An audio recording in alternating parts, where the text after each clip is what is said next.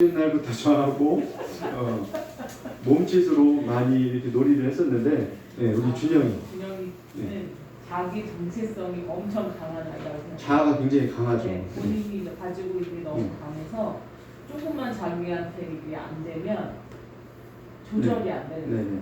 본인 스스로 이걸 할 줄 몰라서 자기가 너무 강한 게 문제예요. 그러면 그거에 대해서 어머님은 어떻게 이해를 하시나요?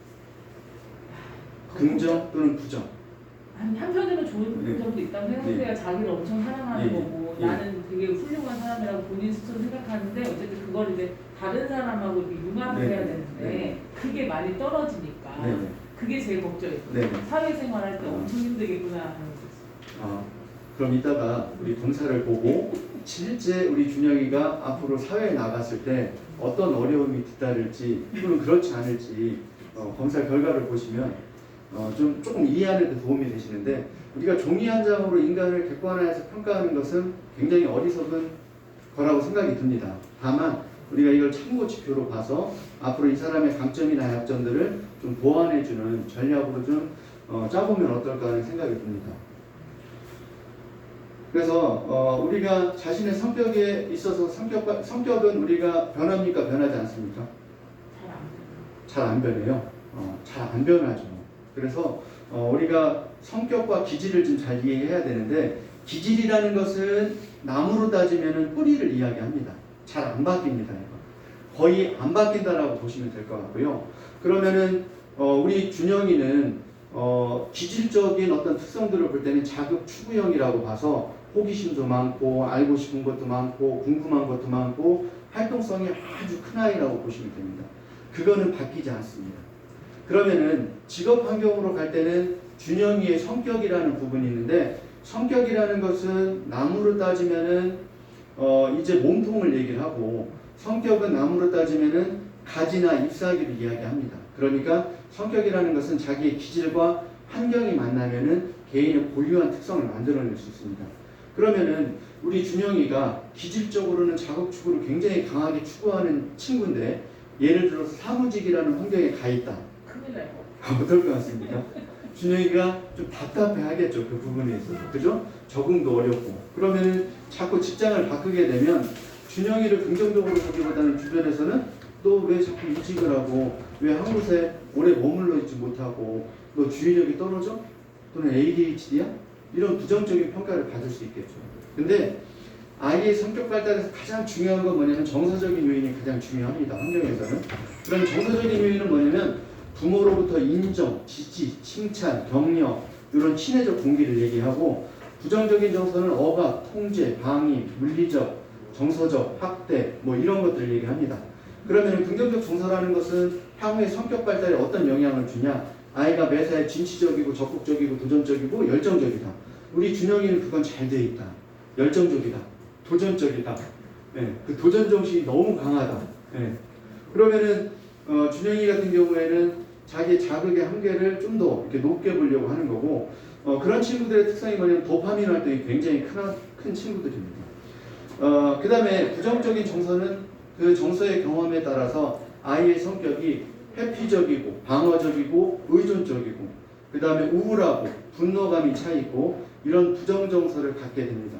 그러면은 그런 친구들은 어떠냐면은 매사에 방어적이고 회피적이다. 안 해요. 못 해요. 꼭 해야 되나요? 다음에 하면 안 되나요?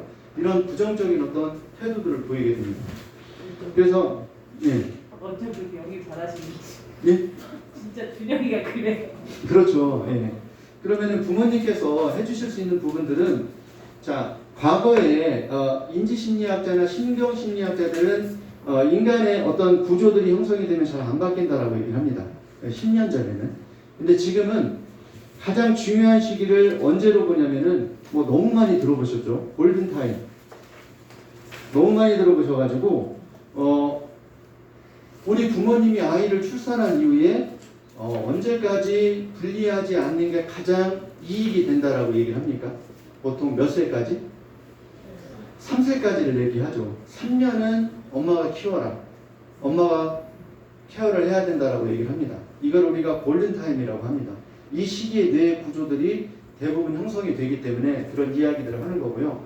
여기에서 가장 중요한 건 정서 발달입니다. 마찬가지로.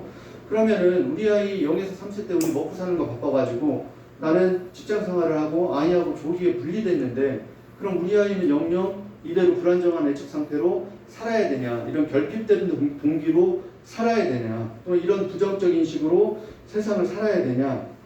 아니죠. 그런 거 같으면은 이미 인간은 다 정해져 있다고 봐야 되죠. 요즘에 보면 지문검사도 있고 뭐 유전자 검사도 있고 그런데 인간은 끊임없이 어떤 역동에 의해서 변하게 됩니다. 그러면은 두 번째 시기를 맞이하는데 그 시기가 언제냐면 여학생들은 성숙이 빠릅니다. 남학생에 비해서.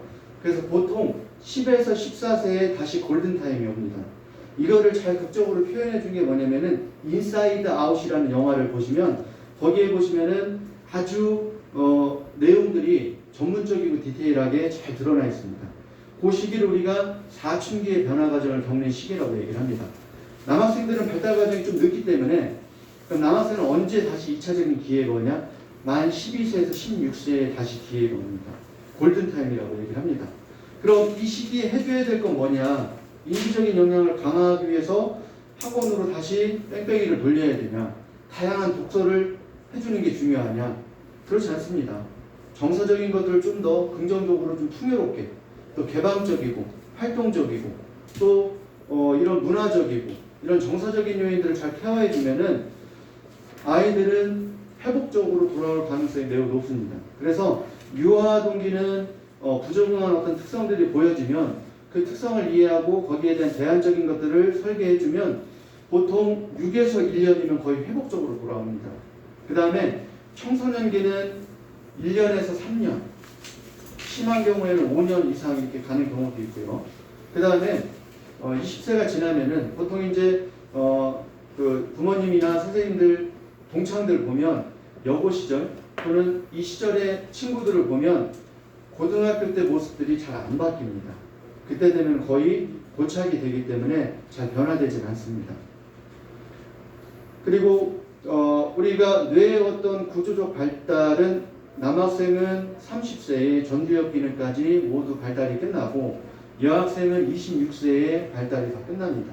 그러니까 이 시기를 잘 활용해서 부모님이 자녀를 키우다 보면 여러 가지 실패 또는 오류를 경험할 수 있는데 그거에 대한 자책감, 죄책감을 가질 필요는 없다고 생각이 듭니다. 왜 그러냐면 자책감과 죄책감에는 뭐가 뒤따라가냐면 공격성이 같이 수반이 됩니다. 공격성이.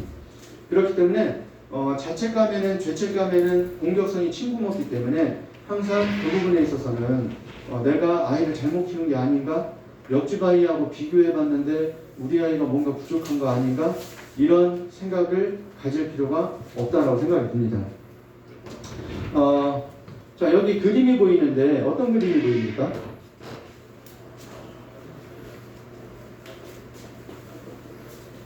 우리 동혁이 어머니 어떤 여자가 보입니까? 네.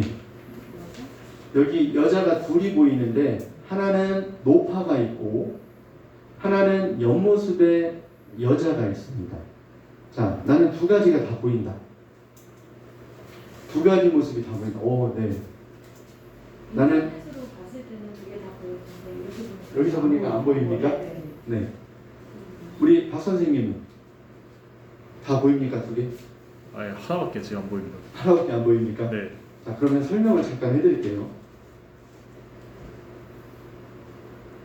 자, 요거를 콧등으로 보고, 요거를 콧구멍으로 보고, 요걸 입으로 보면 노파가 이렇게 고개를 숙이고 이렇게 두건을 쓰고 있는 듯한 모습이 보일 겁니다.